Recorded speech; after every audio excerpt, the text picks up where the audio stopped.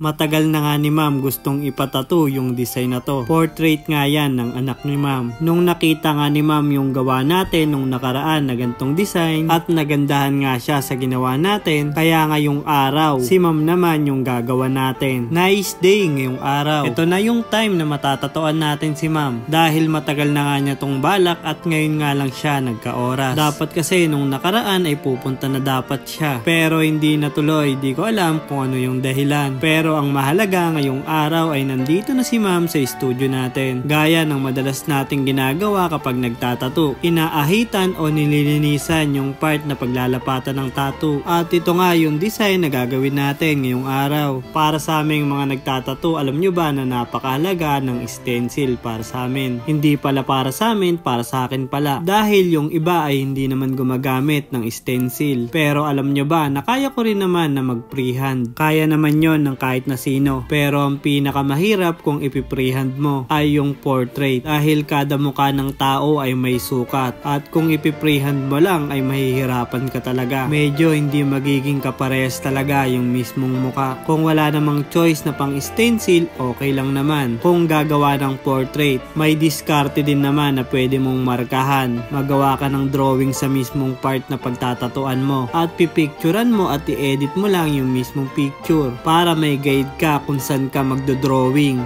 at malaman mo yung bawat sukat. Kunwari gagawa ka ng pabox at may mga guwit sa mga gitna, basta parang magiging guide mo na para kang nagdodrawing sa mismong papel o drawing book na parang mayroong pabox-box na maliliit. Basta gagawa ka ng ganong design para makuha mo yung mismong sukat kapag gusto mo mag-freehand o wala ka talagang choice. Ang choice mo lang nung araw na yon ay mag-freehand talaga. Pero kung may choice ka naman talaga, mas mainam din na mag-stencil na kahit papano ay may susundan ka. Yung sukat ng mata, yung kilay, basta yung bawat anggulo ng muka. Dapat kasi kahit papano ay makuha mo yung bawat sukat. Dahil sa mukha yung gagawin, sa konting pagkakamali lang, pwede nang hindi maging itsura o hindi maging kagaya yung reference na ginagaya natin. Kung mapapansin nyo nga sa kabilang mukha ay tapos na tayo. Bali dito naman tayo sa kabilang mata. Kung mapapansin nyo nga din, halos hindi na makita yung stencil. Pero okay lang yan. Ang importante naman may masusundan pa rin tayo na linya. Gaya nga yung sukat kung gaano kahaba yung hulma ng mata. Hindi naman kasi kailangan ng sobrang detalye. Ang importante may sukat tayo na magagaya. Kung makikita nyo nga dyan, parang hindi na natin naiintindihan yung stencil. Pero para sa akin, naiintindihan ko naman yung stencil. At kahit nung nilagay naman natin siya, halos malabo naman din talaga yung stencil. Bali, kailangan lang natin ng konting guide para dun sa mga sukat ng mata. Sa tingin nyo, magagaya ko rin ba yung kabilang part? Kahit ganito na yung stencil na sinusundan natin. Sa tagal-tagal na natin nagtatato, ito na yung nahasa sa skills natin. Kahit hindi sobrang detalye, basta may marka lang kung gaano kahaba yung sukat. Marami nga ring nagsasabi, ang galing nga daw dahil hindi naman daw sobrang detalye ng stencil pero nagagawa pa rin. Pero dito masusubukan kung magagawa ba natin to ng maayos. Ma-share ko nga lang din dati, yung medyo nag-uumpisa pa lang tayo, medyo mahirap talagang magtato lalo na kapag naburan ka na ng stencil. Halos hindi mo na nga alam yung gagawin mo dahil wala ka nang susundan. Bali ngayon nga ang importante lang may nakikita ka pa na konting detalye na masusundan gaya nga dito sa parting mata. Dahil ito yung pinaka-importante dito bukod dun sa kilay. Yung mata kung paano natin magagawa ng maayos. At syempre dapat maging kamukha ng anak ni ma'am. Eto na nga, tapos na tayo. At makikita na natin kung magiging kamukha ba ng anak to ni ma'am. At ito na nga yung matagal nang inaasam ni ma'am na tattoo. At naging masaya nga si ma'am sa kinalabasan. Dahil nga din napanood ni ma'am nakaraang araw yung gawa natin na ganito. Kaya naalala niya uli na kailangan na talaga niyang magpatato. Bare months na nga, ikaw kailan mo ba binabalak na magpatato?